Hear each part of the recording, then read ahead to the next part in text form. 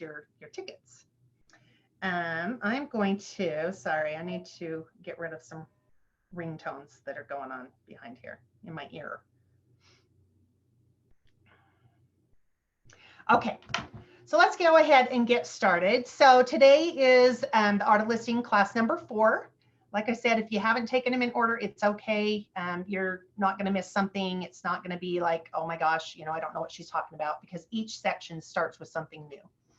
So today we're going to mostly be going over forms. And so I just want to make sure we're not, obviously I can't go into every line by line that we have on here. But if you see a section that you have questions about and you're really not quite sure about it, please feel free to you know, unmute yourself and ask questions. If you don't want to ask questions in front of everybody, you're welcome to email me afterwards if you have questions on anything. So the listing input form. So for those of you that have done these, you know what I'm talking about. You would go into the MLS and create a new listing. So what I would really strongly suggest is, if you have not done any listings and you're unfamiliar with it, or it's been a while since you've done one, the forms change quite often. This one hasn't changed a whole bunch, but there are things different than even what it was maybe 6 months, a year ago. So what I would suggest is the best way to educate yourself is to practice it. And so even though you may not have listings coming up, I would definitely stay up to date with this. So if you own a home of your own, I would suggest doing a market analysis on your home, just like you would for a client. Go through all the same steps. Even if you have somebody there that you can put together a presentation, and you can do the presentation in front of them so that they can watch you and critique it a little bit. It's kind of weird, but it really does help, because if nothing else, as you're going through the forms and you're talking to them about things, you'll find out that there's probably certain areas that you're not quite as sure about as others. So what I would suggest is, for now, if you have a home or you have a friend that has a home that you can do a pretend listing on, go into the MLS, start a new listing, just don't publish it. You can't normally publish them anyway unless you have the rights to do that on there, but it's really nice to go in and do that. So you would want to pull up your tax ID information and, you know, all of those kind of things so that you have, or just make it up as you go. Either way, I think it's a great idea. So when you're going into here and you're going to do the listing, make sure that your input forms, if you are listing a home, if you're going to put that in there and you're going to start getting this uploaded so you can put it on the MLS, please make sure that their signatures and initials are on the page. So if you want to, there's 2 different ways to do this. You can print out the residential input form and you can fill it out by hand and meet with them and have them sign. Sometimes we don't have all the complete information that we need until we are actually putting the listing in, such as sometimes you wouldn't have the remarks because you haven't sat down to really do a description of the home or something yet. But what I would suggest is at least take as much information as you can on there, have it filled out, and then have them initial and sign at least that input form, so that when you're ready to put the listing in, you have that. Because what's going to happen is, if you get the listing and you've got it signed and everything, and you go to upload everything into SkySlope so that the compliance broker can review, and you don't have this form, they're not going to allow you to make your listing active, and they won't make it active for you unless you have the signatures and initials, and it's pretty much filled out. So if you're missing a few things. Cindy, can I input a little bit into what you just said, add a little bit to it? So iPro has a guideline that that's why we say that you have to have your for a listing, the minimum that you have to have in SkySlope, you have to have a SkySlope account created. The minimum you have to have in there is the listing agreement and the residential input form.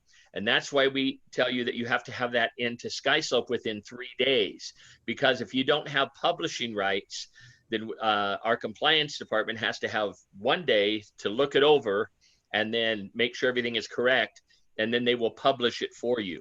So like Cindy said, you can go ahead and put the listing in, put everything in, but then you'll have to save it as unpublished. But just make sure that these 2 documents, the listing agreement and this residential input form is in a SkySlope account. You've created an account within 3 days, because remember, you have to have it on the MLS within how many days? Within 4 days, or is it 5 now? I thought it was 5. I think it is 5. It used to be 4, and then they changed it to 5 a long time ago, and I still get confused. So I think it is 5. Uh-oh, something skipped through here. I bumped something. Yeah, great. Thanks, Don. I appreciate that. Sure. So yeah, you know, now isn't the time that we are getting a ton of listings going, but the reason that I do these classes is so that you're prepared, so that when you're ready to go out and actually get the listing and you're ready to get the documentation filled out, that you're already aware of it. And so that's why if you're going to set up one that's on your account and you're just going to do one that's an example one, just label it as example. And that way, you know, you don't try to send it in, or you don't accidentally, you know, push the wrong button or anything. But I do think it's a great idea to go through and fill these out. So make sure that, of course, all the dots that are on here where you can see the bullet on there, you can see that those are the required sections. Your list price, you know, is it a short sale, address, number, street name, you know, all of those kind of things, and the coordinates and stuff like that are going to have to be filled out. If you get the name of a street and you're not sure what the coordinate is for it, because you're still going to have to put in a number for that. There's a lot of different ways you can do that. I've always just went in, and if you actually just Google it, or, you know, go through, there's different apps that you can use. But if you're not really sure what it is, you can find out by putting in that street name and just say, what is the coordinate for this? And it typically will pop up. Okay, so if it's a non-standard address, of course, you want to make sure sometimes, you know, if it's out in the country somewhere where there's very, very few people, and it's not really like a paved road that is put into Google Maps and all these other things, or sometimes the MLS doesn't pick it up. Make sure if it's hard to get to, if it's something that people are going to have a hard time finding, make sure that you put directions in there so that people can find it easier. School information, you can get a hold of the school district and tell them an address. I believe that you can even go on, they have an app for that. Like I said, I can't go into every little detail of how to do it. I just want you to be aware that there are resources that you can go into. Cindy, when all else fails, this is, again, something my youngest son taught me. Dad, when you don't know the information, Google it. So what I do, I absolutely do this for listings. I say, what school district is 973 West, 1700 South in? And it'll pop up and it'll tell you what school district. It'll usually tell you the individual school. So yeah, there are great resources, and Google is a great resource. It is. It is. Sometimes they're not as up to date as what they could be if you go through the school district. And they do change a lot. So sometimes they'll change, you know, the areas that they're going to, you know, change off. Now these people are going to go to Fremont High, or these people are going to go to Roy High, or whatever. So yeah, that's a good way to get it if you can't find it and you need it right away. But I would definitely make note of the school districts in the area that you typically work in the most. And even when your clients are asking about school districts and school areas and stuff, even if it's on the MLS, I wouldn't always just assume that the agent put in the right one. If there's specific schools they're looking for, I know there's some people who say, I don't want my kids going to this school, this school, this school. You know, if you're not 100% sure that that's what it is, get a hold of the school districts, because they're really good about working with you on that too. Tax and parcel information, make sure that whatever the tax ID number is that goes with that property, you need to be verifying that. Sometimes there's going to be more than one. So if you've got a property that somebody wants to list and it had been divided up, say maybe it was a family that owned it at one time, and now they've got 2 or 3 parcels on there and they've split that up, they can have more than one tax ID number. So you really want to do your research and make sure that you're putting all of the tax ID numbers that go with that property. So if they've got the home is on this parcel and this is their tax ID number, and then there's a small section that has another number, you know, you need to make sure that you're including that. So you would have additional parcel numbers if that's the case. And so you'd want to put that in down in the agent remarks as well. And again, if you're not sure on these things, you're unclear, please reach out to your branch brokers and make sure that you're asking these questions. Don't just wing it if you're not sure. Property type, there's different property types. Be aware of what those are. If it's a single family, if it's condo, if it's a mobile without land, that would typically be in a lot of the parks where they buy the mobile home, but they don't own the lot. They just pay lot rent. That would be the correct selection for that. However, I have seen where people have done single family and then they went in and then they put in, manufactured or mobile down there as well. So the reason I bring that up is because sometimes if you have a client that's looking for a mobile home and you put in mobile without land and you don't find anything, it could be because agents have put it as a single family and then in the style they put it as a mobile home. Just an FYI, if you're setting up a hot sheet or something like that to send out to your clients, that could be one reason why you weren't getting it. Again, the same thing happens a lot of times with townhouses and twin homes. I guess it kind of depends on how you want it to pull up, but typically, I mean, I've always in the past done single family and then went down and, marked townhome, whether it was the Enro or whatever. But again, just make sure that however you're pulling up those hot sheets for people, if you're going to do that, that you're giving them all the information they can possibly get. Year built, make sure that you're putting in the year that the home was built off the county record. Effective year built is typically when they've either remodeled, they've tried to get some, say they're finishing their home and they've applied for permits and things like that, or they had a recent appraisal and it happens to go in there because they refinanced. There's a lot of different reasons that effective year built can be put in there. Say the house had a fire and then they rebuilt it, that would be the effective year built, but it's still, the year built would have been 1960 if that's when the actual, foundation and everything was poured. If you're not sure, just don't put the effective year built, just put the year built and then find out. So, but you can see at the bottom of each of these pages, there's a spot for the seller's initials. Make sure that you're getting the initials of everybody that's listed on there that is allowed to sell that home that is listed as a property owner.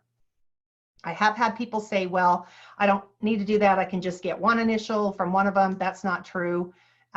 Keep yourself safe and always just assume that no matter what happens, if something goes wrong, everyone's going to always look for a loophole of something you might have missed, whether that's on the listing agreement or, buyer broker agreements or, whatever it happens to be, listings. If you've got all the sellers, they should be initialing and signing all of these contracts. Cindy, can I share a quick story about that? Yes, Dawn, but hurry because I've got to move. Okay, real fast.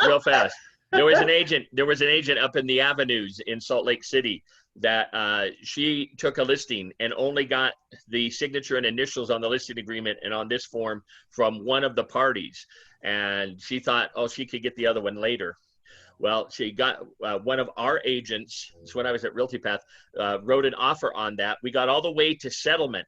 And the person whose initials and signature she didn't get actually had been left 75% of the home. And the other brother only got 25%. And so he refused to sign. He says, no, I'm not selling mom and dad's home. They would never wanted us to do that. And so what happened is the brokerage ended up having to pay commissions on that closing because the agent had not done their due diligence and made sure that they got signatures and initials from everybody. Yeah, that's a great example. We always hope that we're just, doing all the right things, but you can't ever expect that, if I just miss it this time, or if I just wait this time, that's the time that's going to come back and it's going to haunt you. And, that's what people pay us for, is to make sure that we're doing the paperwork correctly. So when you're skipping things that need to be done, you're not doing them any justice. We have to just make sure that we're being fair to all parties. Because like Dawn said, somebody brings that ready and able and willing buyer and they're going to buy and they've made an offer and they get to the end and they don't get it closed. You know what? That agent is due a commission. It's in the agreement that that's written. So yeah, that's a great point. Okay, so I'm not going to go through every single one of these, like I said, but just make sure you're marking what applies. So if it's construction, if it's built, if it's already standing, and then obviously it's there under construction. If it's to be built and you're representing a builder or something, just make sure that you're filling out as much information on here as you possibly can. The lot dimensions is something I see that gets missed all the time, and there's actually no reason for it, because all the time you can get your information for these homes from the county records, from your title companies. They'll give you a plat, and it usually will show you, the drawing of it and what the measurements and dimensions are of that lot. The more information you put in there, the more likely you're going to have buyers that are going to show interest, and you're going to have a happy seller because they're going to know that you're doing your job when they see the printout. So, make sure your acreage is correct. Make sure that the frontage, the side, if it's an irregular shaped lot, you check that. And then put what way it faces when it says frontage facing. Even though it's not a required section, it really does help, because there's a lot of buyers that only want a house that's, faces a certain direction. The decks, the patios, all of those kind of things. In most of all of these sections, if it doesn't have something that applies, there always is an area that says see remarks. So if that's the case, make sure you check see remarks, or if there's additional information. But if you're going to do that, make sure you put that information in the remarks too, not just check it here.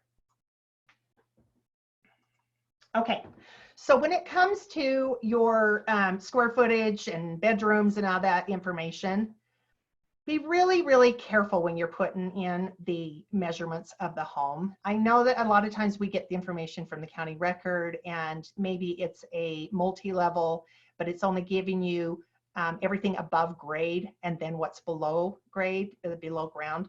And so sometimes it's hard to decide, okay, how much of that is square footage of the bedrooms and what's the next level or whatever. If you're not sure, you can ask them if they've got an appraisal that was done before or things like that. But if you're not sure, measure it out, at least to get, okay, if this is 1,000 square feet and we know that the living room and the kitchen's a little bigger than the upstairs bedrooms, 400, 600 or whatever you got to do, but try to break it down so it's it ends up equaling the total square footage. But most of all, don't just take it and divide it by 3 if that's not the case, if they're not all the same. Again, reach out to your broker if you're not sure exactly how to do that. The square footage, approximate, of course, and then, master bedrooms, bathrooms, family room and den, formal living room. The kitchen and dining, a lot of people are kind of confused about that. So the K is for kitchen, obviously. And then, does it have a bar? Does it have a formal living room, or does it have a separate? Okay, so if you've got a kitchen that's got the dining area that's right inside the kitchen area, it's just there's a table sitting right inside the kitchen, there's no bar or anything, that would be inside the kitchen. That's not outside of that. If it's outside of that, then it would be separate. So just check and make sure that you're checking the right information. Laundry, if they've got a laundry upstairs and down, make sure you're checking that, and fireplaces.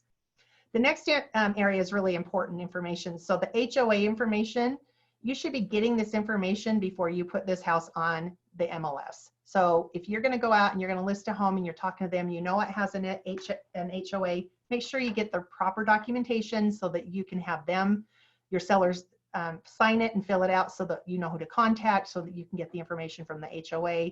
So when you do get a buyer, it's available. It will also tell you other things that you might not know about, or maybe even the seller didn't know about, as far as where it comes to selling, what they may be liable for as far as fees and things like that. So make sure you're putting all that in there. Again, it's a lot of information, I know, but it's part of our diligence to make sure that we're doing what we're supposed to do. Amenities, of course, I'm not going to go through that. Just make sure you're checking everything that applies, and again, getting the seller's initials on all of these pages. Same thing, when you're going through all of these, just make sure that solar, if they bought solar panels and they've got a contract, you need to know that. You need to know who the finance company is. When it was installed, is it something that can be transferred? How much is it going to cost? You need to know those things before it even goes on the MLS. So if you're not filling it out here, that means you don't know and you haven't checked on it. So that's a good indication that you need to do your homework. Listing information. So the listing date is the date that you're hoping to get it on the market, right? But when we get to the end, we talk about this in the listing agreement. The listing date actually happens on the date that the seller signs the contract and you deliver a copy of that to them. So, and these are all the things that we would call addendums that follow with that, or attachments. And this is one of those that would have to be part of that to be done. So, if you're not sure what the list date is, you're not doing it, I would leave that blank until you're ready and you know exactly when you're going to list the home. Contact type, all of those kind of things. Obviously, just make sure that you're filling those out correctly. If they're going to contact you, make sure your information's in there and how you want to be contacted, the difference in listing type. And if you're not sure what those are, you need to hit up your broker about that, or go through the my other class so that you know exactly about listings. And then upload within 5 days your photos. If you're not going to include photos, it just isn't going to happen, or the seller just says, no, I don't want it, you have to make sure that you're using the correct addendums for opt-out as well. And so those are on the MLS too. As far as dual variable rate, if you are collecting something different than what's being advertised basically to the other brokerage, if you have there's an unfair advantage that if you sell the home, you make more money, or there's something different that they need to know about, or it can change, please, before you check anything, make sure you check with your broker and make sure you're getting that one right too. Because it's pretty in-depth, and I would go into it, but we just don't have enough time to go through everything. So compensation being offered, again, is what you're going to offer out to the other brokerage that may be bringing a buyer. And you need to decide at that time if it's a percentage or a dollar amount that will be there, and if it's based on the gross or the net. So if it's off the gross, that means it doesn't matter if they're paying closing costs or anything, it's just what that purchase price is going to be, and then times whatever your percentage or amount is. If it's net, then most of the time they will deduct off, closing costs and things like that paid for the buyer. Just make sure that you list that. Cindy, what you represent to your seller. Yes. Cindy, a quick explanation of the dual variable rate, because I think it really is important, is just that if you are the listing agent and a buyer comes to you and you have negotiated with your seller that if I get the buyer, then I'll do it for 5% instead of 6%, you have to disclose that here, because then somebody from another company that is writing an offer on the property, they have the right to know what they're competing against. So that's kind of a quick way that I explain that. Yeah. So basically, yeah, if you're accepting something different, you have an agreement that's something different that would put that other buyer's agent or buyer in a less appealing position for the seller, or if you bring the buyer and you've got a multiple offer situation and you're representing a buyer, that gives an unfair advantage to an outside agency as well. So they need to know that if there's a different commission agreement written that's going to be different than that, they do need to know that. So yeah, that's a good point. It's so in depth and there's so much to think about that it's so hard to cover every little thing. And so, it's hard to go through each one of these, but the reason I kind of bring each one of these up that I feel like is important is that if you hear it and you're not sure what it is and you need a better explanation, definitely reach out to your broker and having them explain it to you, like, more in depth so that you understand it. Okay, so the rest of this obviously typically will go in and is pre-populated for you. As soon as you put in your ID, it will populate for you. But if you're going to have another agent that's going to be a co-agent or anything, you would put their information in there as well. Okay, so again, I'm not going to go through all these pages. This is something that you really do need to go through. Make sure when you're walking through the home, when you're asking questions, if you go out on a listing appointment and there you've made notes and you put in the things you absolutely know about, and there's things that you don't know or you forgot to ask, what I typically will do is take this form with me and I will highlight all the things that I know that I need to absolutely make sure, you know, inclusions and exclusions. If you're not sure about those things, I highlight that area. And so when I get there, I say, okay, you know, we're going to go through this list. Tell me what's included. If it's included, yes. If it's not included, say no. Things like that, that will bring your attention to that so you don't forget to get those important details. Okay, so again, on all of these, make sure that you know, you're checking whatever applies. Make sure that your showing instructions are clear. If they're going to call you or Showtime or whatever it happens to be where they're going to schedule it, you will just need to make sure that you're putting that on these forms. So when it gets to the remarks, I just want to point out that the remarks basically, and this is a class I teach too, part of this, but it was before this. In the remarks, just make sure that you are describing the property and not the people that might be living in it or going to be living in it or want to live in it, and you should be okay. If you're not sure, you know, check the fair housing. Just again, be very careful with what you're putting in there. You don't want to put that there's certain type of people or there's, you know, certain things that are close to that location, such as certain churches or anything like that. You don't want to be, you know, presuming that people, that's what they're looking for. But most of all, never put showing instructions in the public remarks. That's a really big deal. I've seen people do it, and I know that the MLS watches it, so they probably get them to change it, but I have seen sometimes that, you know, they put information there. Agent's remarks, this area is used for instruction, showing instructions or other relevant information that the agents need to be aware of. And so again, if there's a section that you marked that says see remarks, that's the, you know, a good place to put that. Directions and non-standard address, that's where you would put in driving directions if you have a hard to find location. You know, whatever you need to do. I've always said you don't have to be perfect at writing things. It doesn't have to sound like you're, you know, the most educated person in the whole world, but you have to make sure they understand it. Whoever's reading it, if they can understand it, what you're talking about, you know, then it's all good. So exclusion remarks, of course, if you have information on exclusions, certain things, HOA remarks, if there's anything on there that you need to make note on, if they have to be pre-approved through the homeowners association prior to acceptance offer, any of that kind of stuff has to be in there. And then of course, all sellers must sign. Okay, so we talked about that. This is the photo opt-out form. If they're not going to put photos of the inside of the home because they're, you know, you have to have X amount, I can't remember what they changed it to. I think it's 6 of the inside and then 1 of the outside. I haven't checked on that recently, but you do have 6 total. It's 6 total, oh, and one of them, total? yeah, one of them has to be of the exterior. Okay, I knew there was a 6 somewhere. So, but yeah, if you're going to opt out of those, make sure that you get this signed and filled out.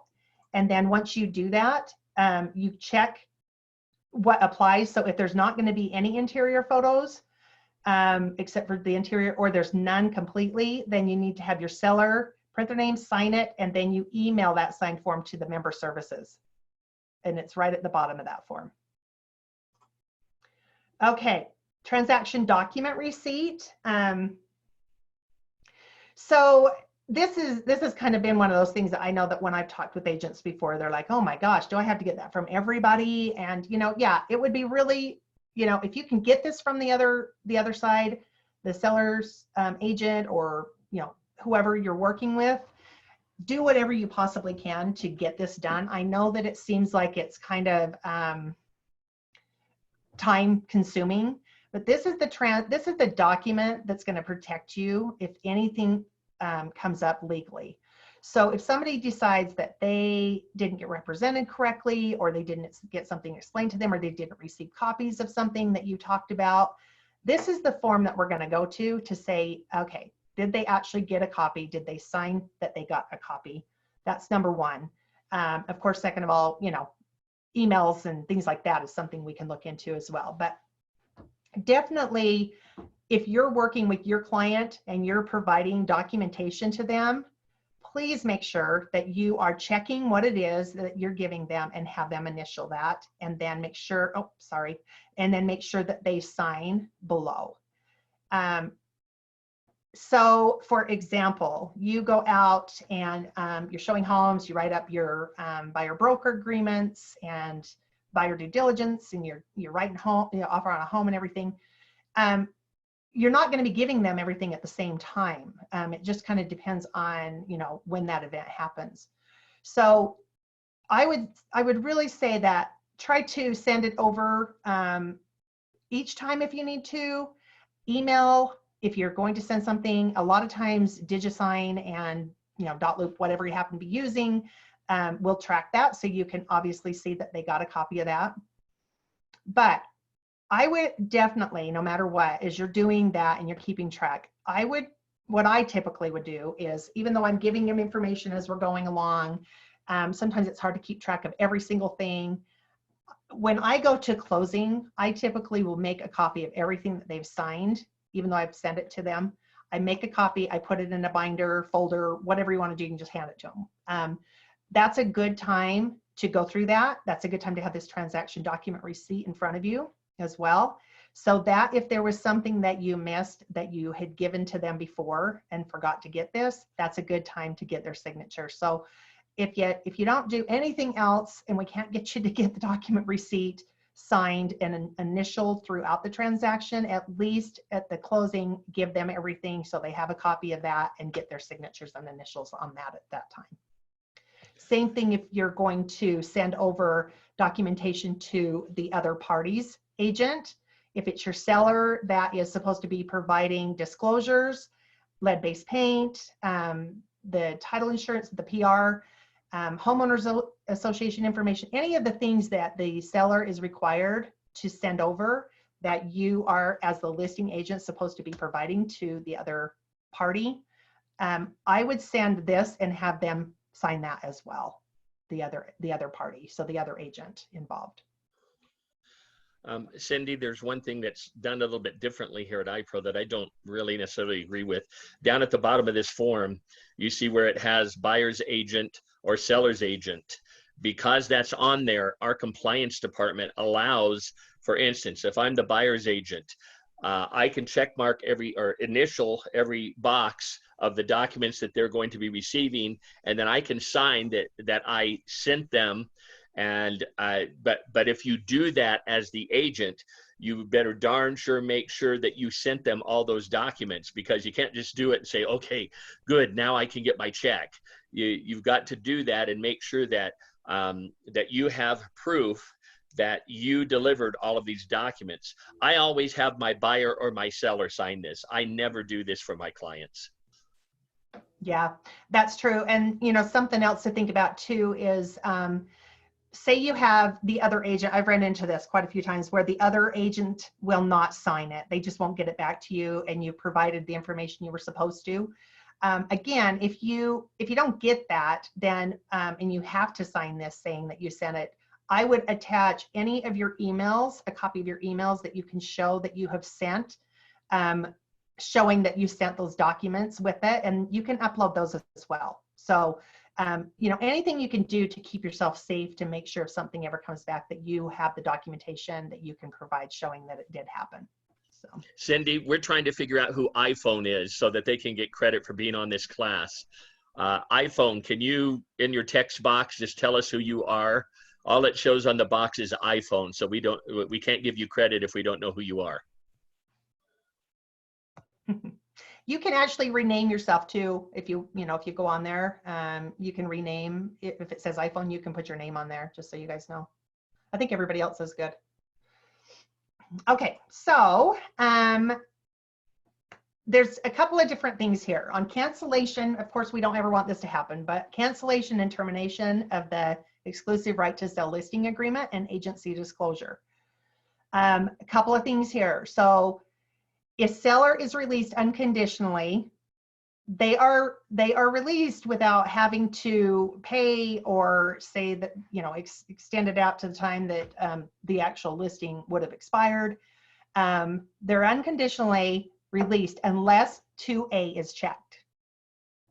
So keep that in mind if you're going to mutually agree to let them out of their listing or withdraw their listing, cancel their listing.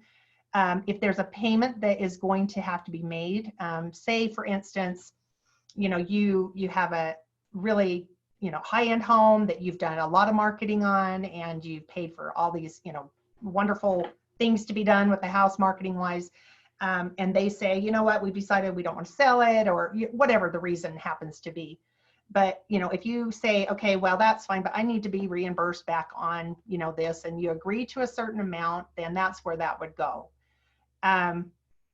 So if you're doing that, be careful not to check the wrong thing. So if you're going to, I don't want to say hold them to it, but if somebody's going to withdraw their home off the market just temporarily, say they've got some things going on, say it's with the virus that's going on now, but they want to take it off the market and they're going to put it back on in another month, then the protection period, I would check on there, the agreement protection period is not canceled and terminated.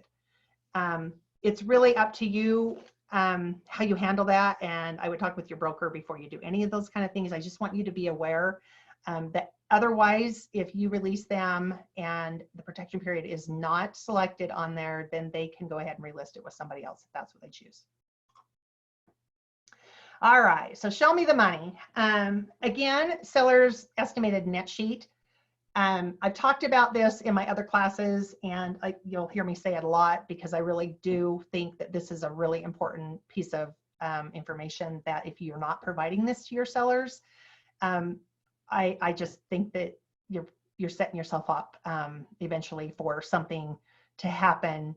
Either they owe more on the home, or the numbers don't come out where they needed, or whatever. But again, this is just an example of what I use for the net sheet, and I have had a lot of people that have emailed me and asked me for a copy of it, and I'm more than happy to do that if you'd like to use it.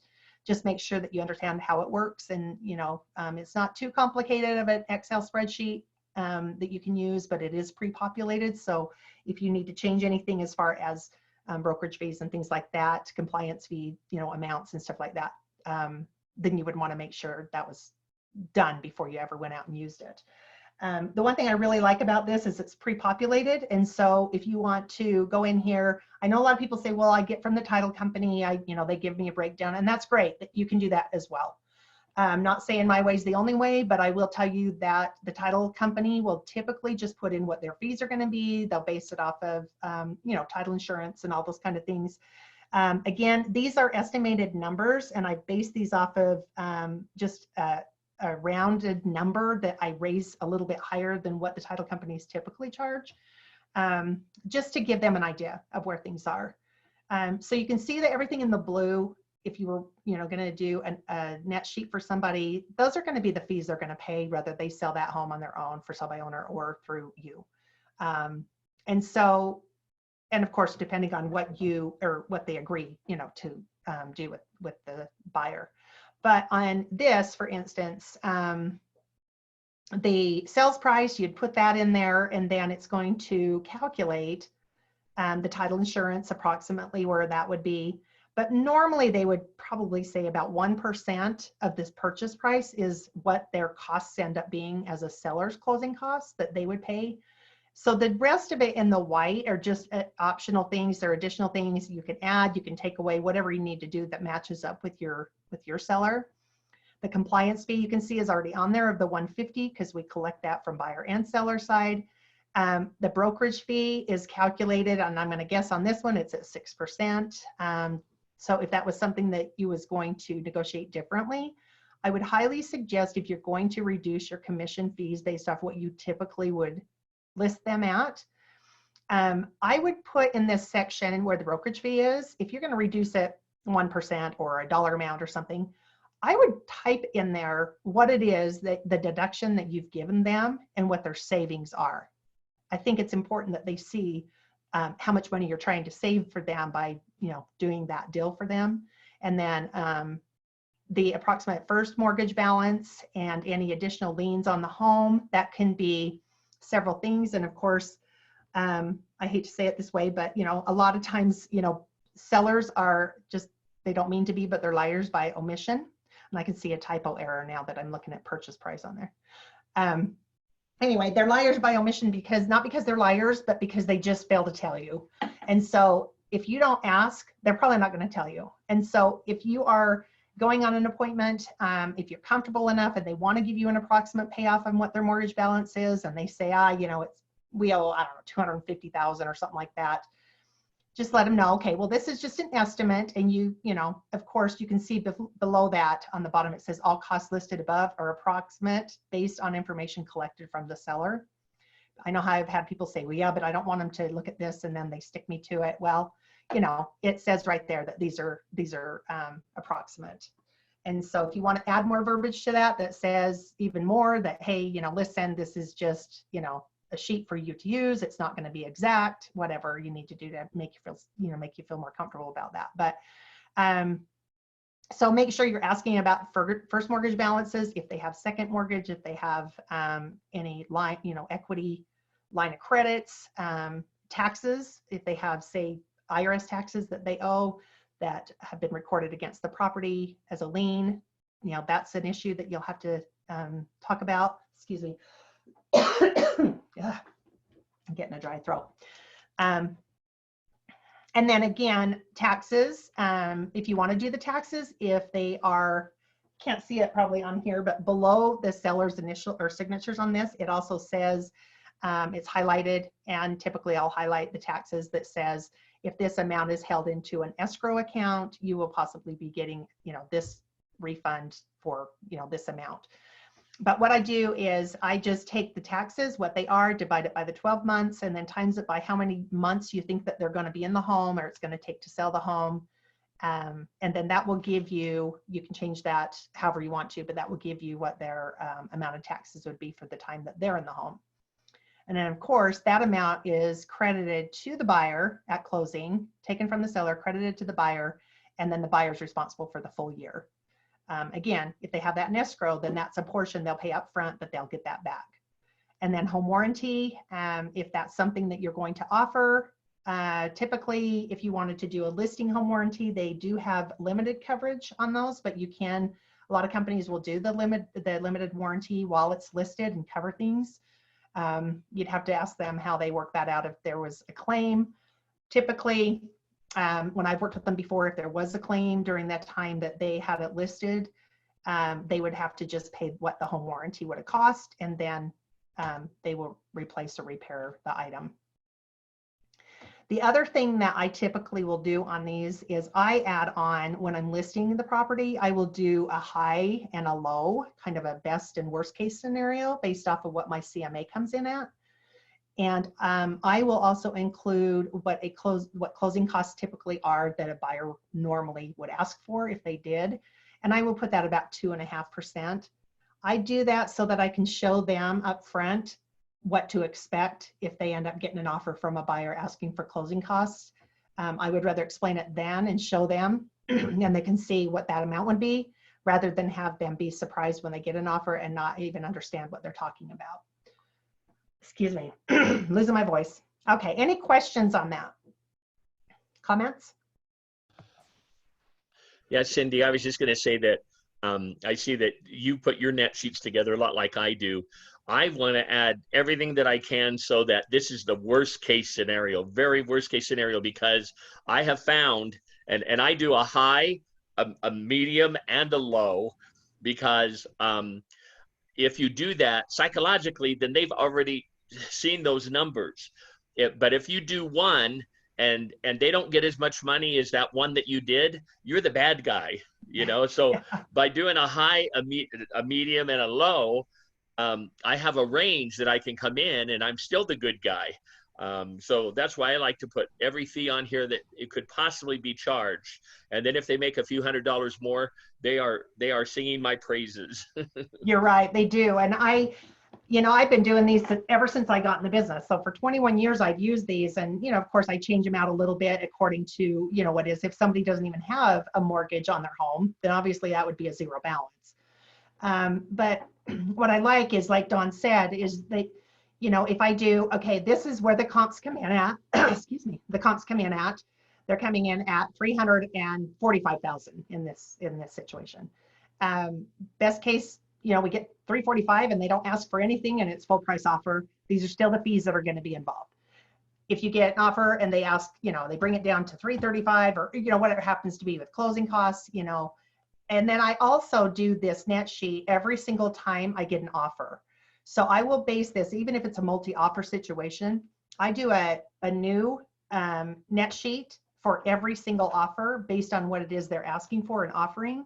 And I show that to them so they can make an educated decision on which one works best for them.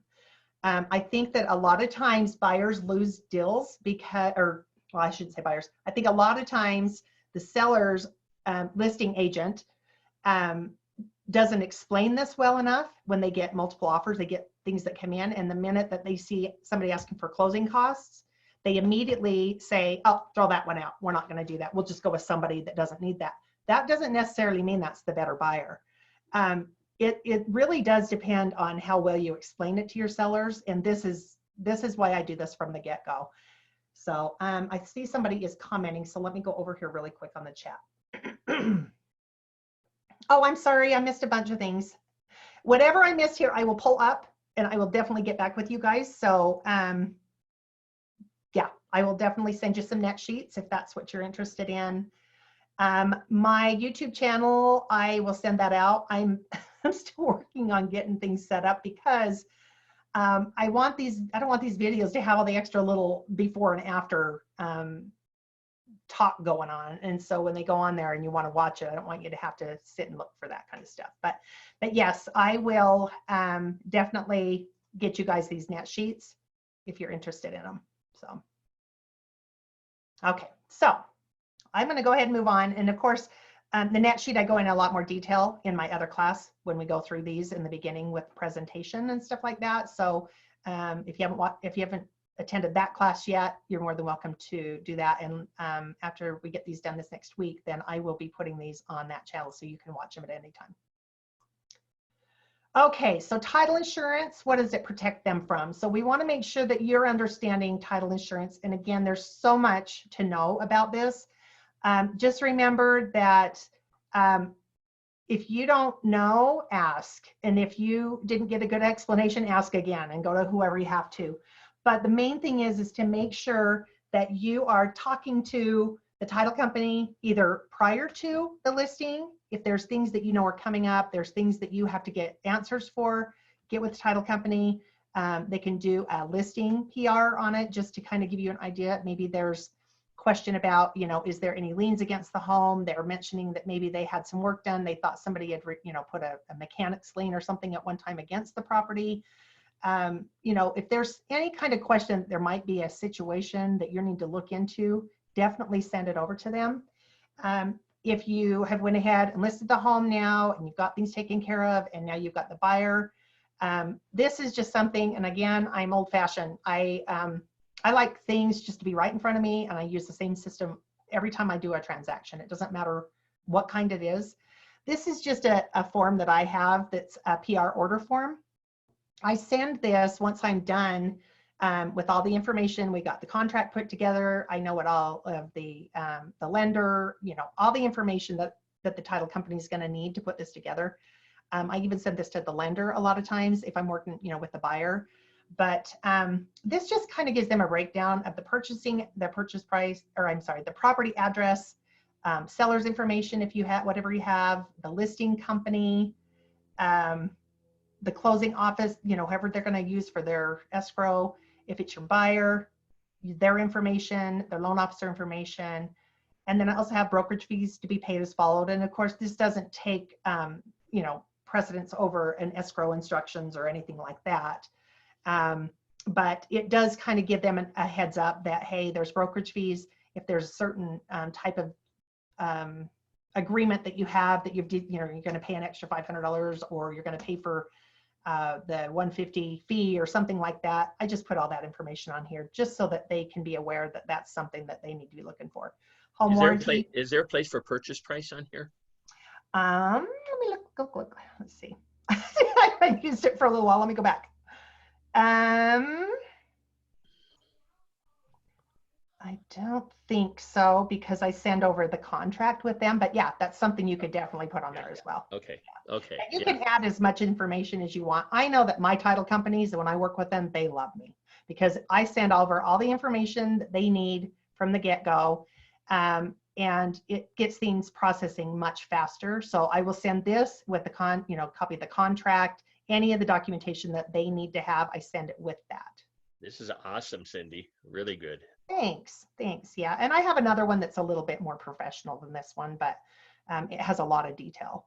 So, okay. So coronavirus, something that we all really need to be thinking about, right? How do we handle this?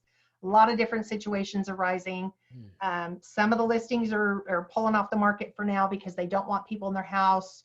Buyers are having to withdraw from offers because they're losing jobs. There's just so many variables.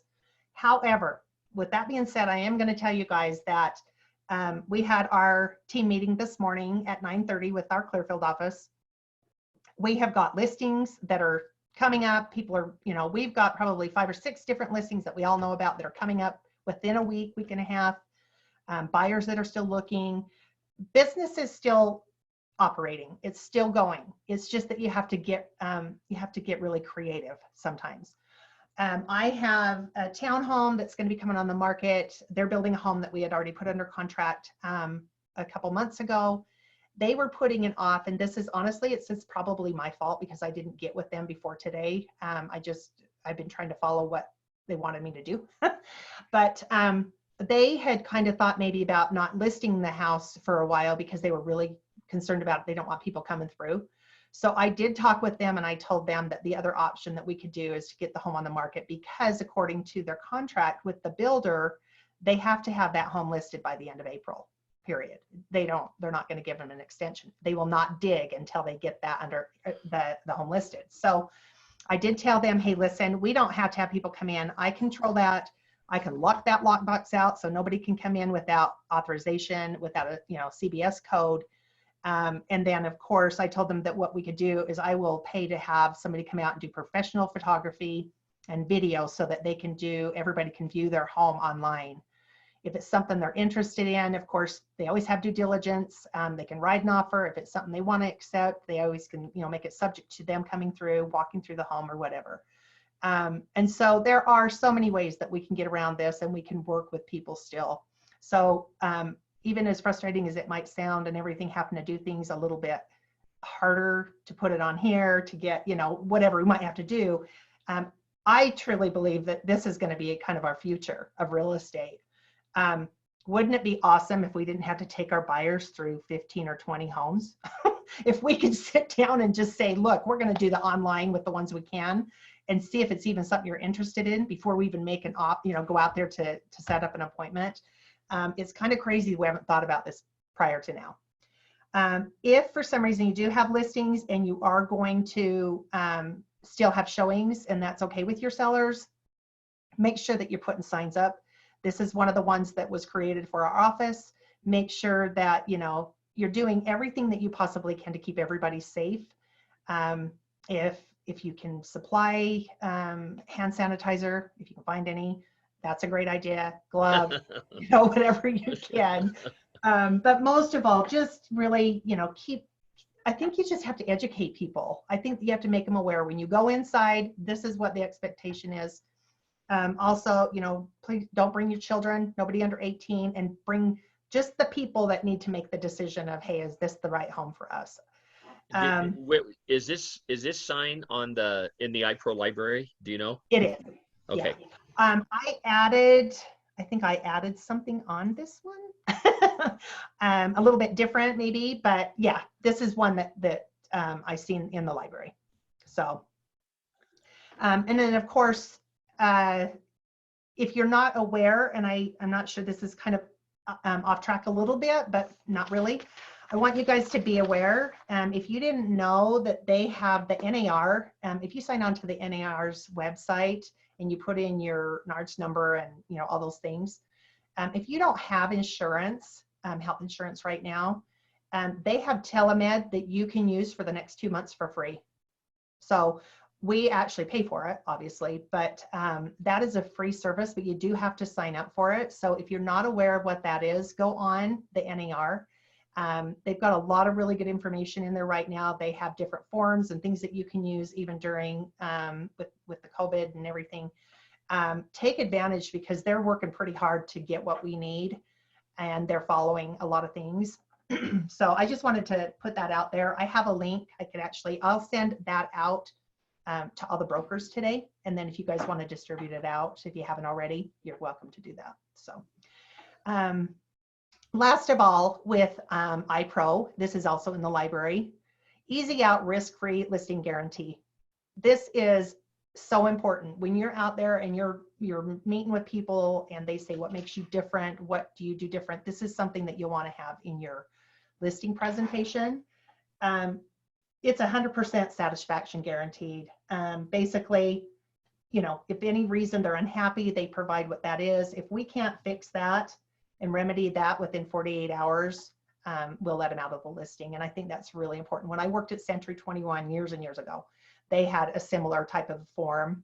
And, you know, I used that quite a bit. And I did have to let 1 or 2 people out, either for reasons that wasn't my fault or, you know, for whatever it happened to be. But I did stand behind that satisfaction guarantee. Don't hold people to a contract if they're not happy, because they will always tell everybody if you do something wrong, but they forget to tell everybody all the good stuff you do. So anyway, so that is the end of the class number 4. If you guys are interested, like I said, I have class number 3. If you missed that one or you want to retake it, it is on Thursday evening at 6:30. And then the other classes will be hopefully in the library and on my YouTube channel, so you can watch those as well. And then I will be starting another class that will be like a 4-part series that will be the REPC and contracts. And so that one is, you know, it's not the funnest class because there's so much information, but it is good information for you guys to get to know. I am showing 19 participants. Dawn, I wrote down most everybody, but did you guys happen to get a list of everyone? So Victoria took roll. Oh, good. Okay, perfect. Okay, I'm gonna go to the chat really quick and see if there's anything I'm missing. But in the meantime, does anybody have any questions or comments that they wanna throw in there? I just wanted to say thank you. I really appreciate all of this and your time. Oh, well, thank you. I appreciate it. Thanks. I'm glad it helps. And Yes. and I want to add to the testimonial that business is still moving forward. You know, I do very little business, but my other half, where he works, they're an essential service, and I just got 2 referrals. I'm taking 2 listings, one this week and one next week, and then the 2 of them, it's a mother son, they're buying a home together. So I'm getting 3 transactions over probably the next few weeks. So business is still happening, you guys. Just be careful and make sure that you're doing it and looking at there's a lot of great information that the MLS has put out, that that Curtis Bullock has put out on his Facebook page. He's the CEO of the Salt Lake Board of Realtors.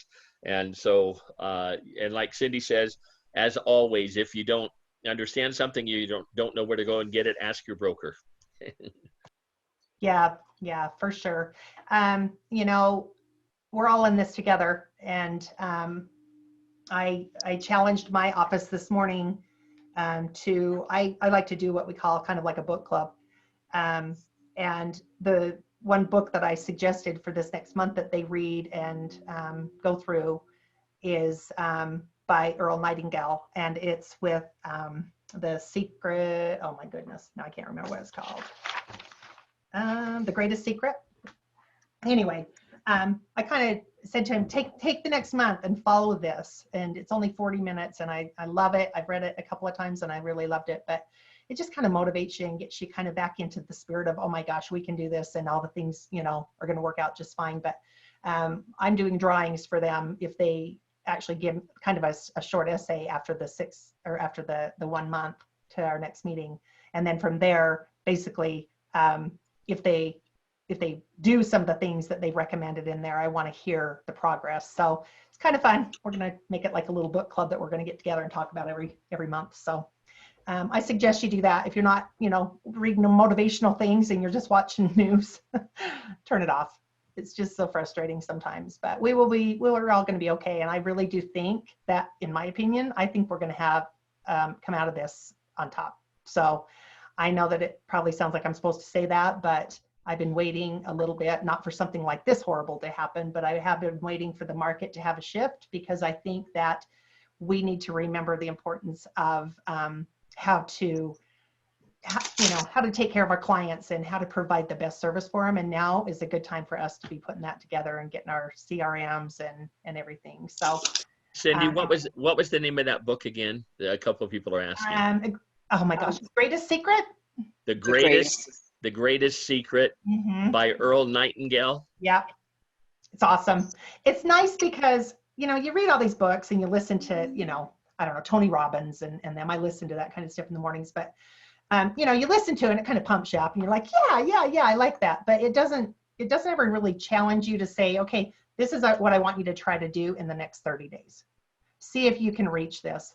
That's why I like it, because it kind of gets you in that mode of writing down what it is you want to accomplish and sticking with it, and just constantly reminding you every day that there's a reason that you succeed, and that's because you follow up. And if you're not doing those things, that's why you kind of stay where you're at. So yeah, Strangest Secret.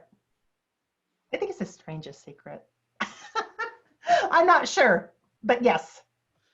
Is it strange or is it great? We'll look it up, huh? Or is it strangely great? You know what I can do is I will go. I listen to stuff. I'm just kind of weird that way, but I was listening to it. It's in my library. I subscribe to Audible, and so I just listen to stuff every day. But it's the Strangest Secret, called The Strangest Secret. So yeah, Ronnie Jean, nice. Good catch.